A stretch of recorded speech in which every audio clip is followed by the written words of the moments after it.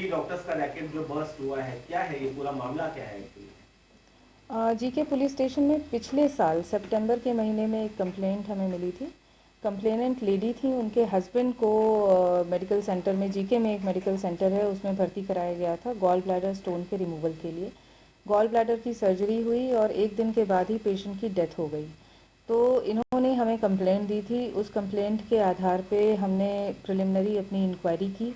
Inquiry के बाद कुछ फैक्ट्स हमारे सामने आए, जिससे ये पता चला कि एक्चुअल सर्जन ने ये सर्जरी नहीं की है, बल्कि अनऑथराइज्ड लोगों ने, जो कि डॉक्टर्स नहीं हैं, उन्होंने सर्जरी की, जिसकी वजह से ये नेग्लिजेंस या जिसकी वजह से ये फॉल्ट हुआ।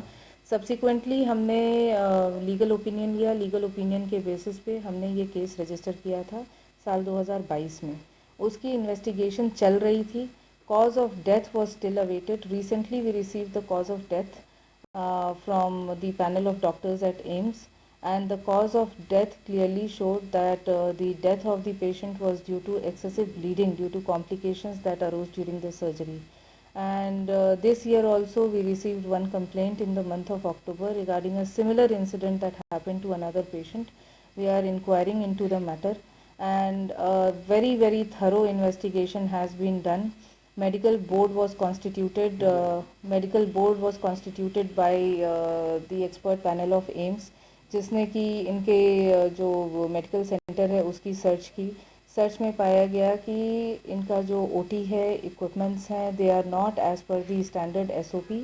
और बाद में हाउस सर्च वारंट भी लिया गया कोर्ट से, और इनके हाउस सर्च में भी काफ़ी सारी ऐसी चीज़ें हमें प्राप्त हुई जो कि जस्टिफाइड नहीं है।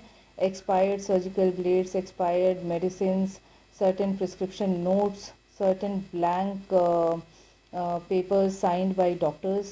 We are still investigating the matter, and the accused persons are still in JC.